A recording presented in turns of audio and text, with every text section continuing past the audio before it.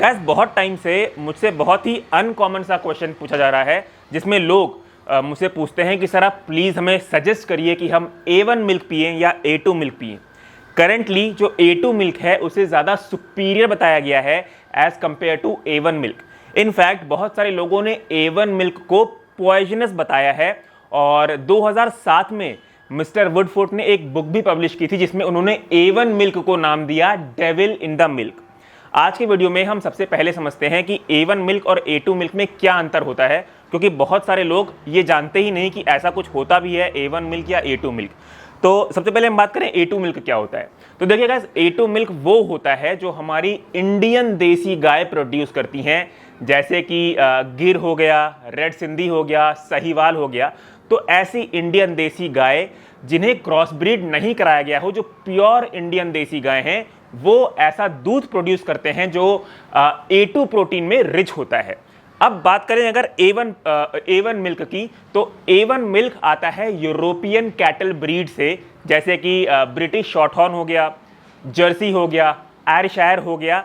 तो ये in European cattle breed से जो दूध निकलता है उसे हम बोलते हैं A1 मिल्क, मतलब ऐसा मिल्क जो A1 बीटा केसीन में रिच हो, इन शॉर्ट A1 प्रोटीन में रिच हो। अभी इन दोनों गायों में, मतलब जो यूरोपियन कैटल ब्रीड्स हो गई और इंडियन देसी काऊ हो गई, इन दोनों गायों में एक बहुत ही बड़ा डिफरेंस होता है। जो हमारी इंडियन देसी गाय होती हैं वो इतना दूध प्रोड्यूस नहीं करती जो ये यूरोपियन कैटल ब्रीड्स जैसे कि ब्रिटिश शॉर्टहॉर्न, जर्सी हो गई, आयरशायर हो गई, ये प्रोड्यूस करते हैं। तो अब बात करते हैं कि हमारे इंडिया में ये A1 मिल्क का कल्चर कैसे आया।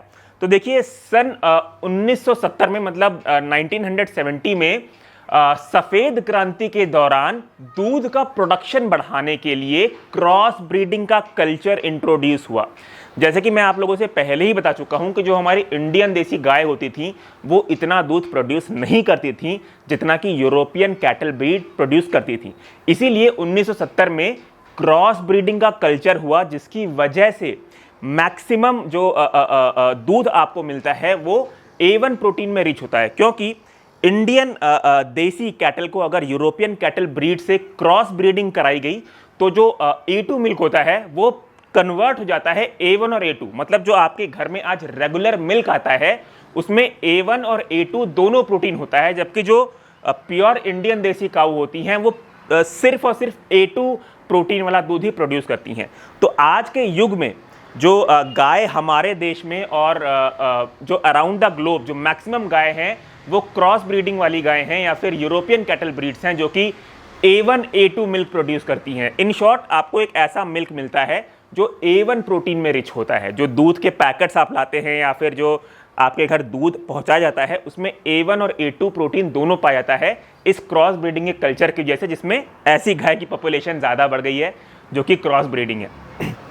तो गाइस, अब हम बात करते हैं कि A1 मिल्क को बुरा क्यों बोला गया है। देखिए, बहुत सारे लोगों ने ऐसा प्रूव कराया है कि जो A1 मिल्क होता है अगर आप उसे पीते हैं तो इसको पीने की वजह से आप में डायबिटीज़, हार्ट डिसीज़, ऑटिज़म और डाइजेस्टिव डिस्कम्फर्ट हो सकता है। तो आज के वीडियो में हम बात करेंगे कि क्या साइंस इन सारे क्लेम्स को मानता है या नहीं। तो सबसे पहले हम बात करें अगर डायबिटीज़ के बारे में, तो गैस आज तक कोई भी ऐसा ह्यूमन क्लिनिकल ट्रायल नहीं हुआ है जिसमें पार्टिसिपेंट्स को A1 मिल्क भी पिलाया गया हो और A2 मिल्क भी पिलाया गया हो और ऐसा पाया गया हो कि भाई A1 मिल्क पीने से डायबिटीज़ बढ़ती है जबकि A2 मिल्क पीने से ऐसा कुछ भी नहीं होता।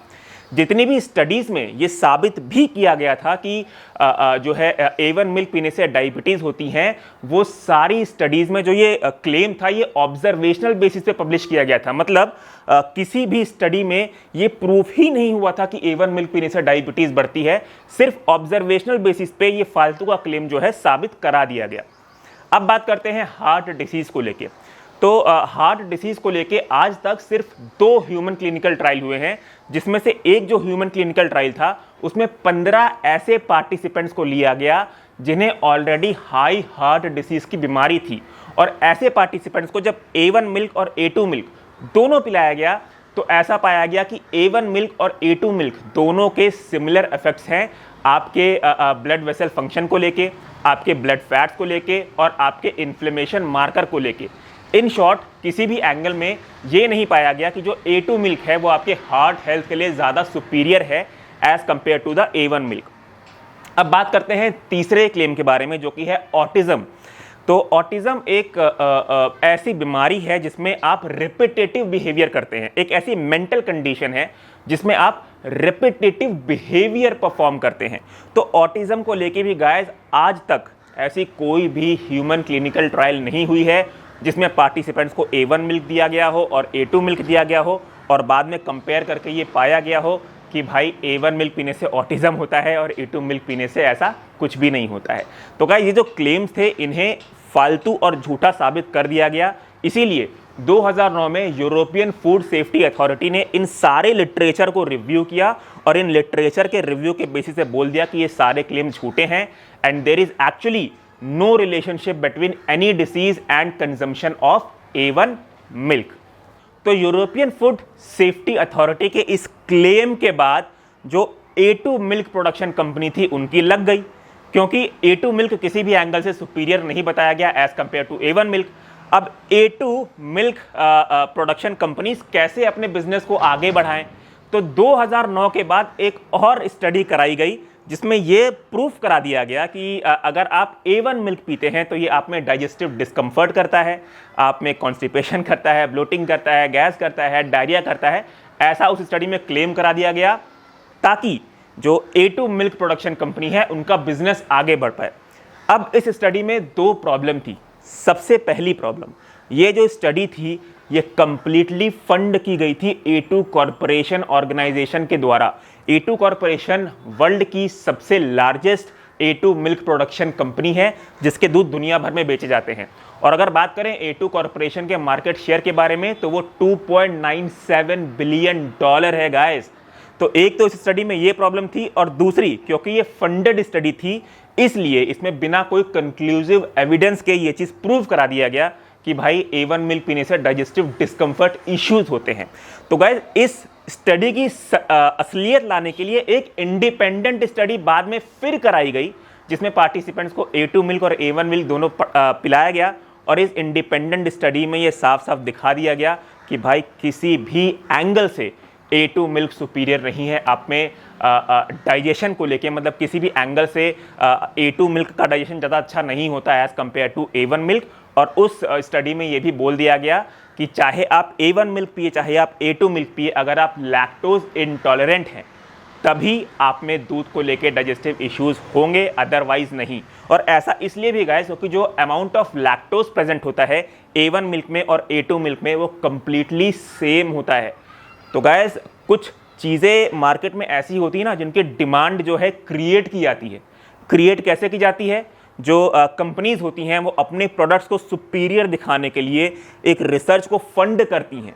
अब जब कंपनीज रिसर्च को फंड करेंगी, करोड़ों में पैसा लगाएंगी अपना, तो जाहिर सी बात है रिसर्च का रिजल्ट वो लोग ऐसा ही चाहेंगे जिसमें उनके प्रोडक्ट के फेवर में जो है रिजल्ट आए।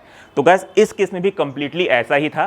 तो A1 मिल्क A2 मिल्क आप दोनों में से कोई भी मिल्क पी सकते हैं गाइस। और उम्मीद करता हूँ ये वीडियो आप लोगों को अच्छा लगा हो। ऐसे ही साइंटिफिकली बैक्ड रिसर्च बेस्ड और एविडेंस वीडियो देखने के लिए आप प्लीज़ सब्सक्राइब करें ऑल अबाउट न्यूट्रिशन। मिलता हूँ आपसे अपने अगले वीडियो में guys. Till then be healthy, take care and Jai Hind.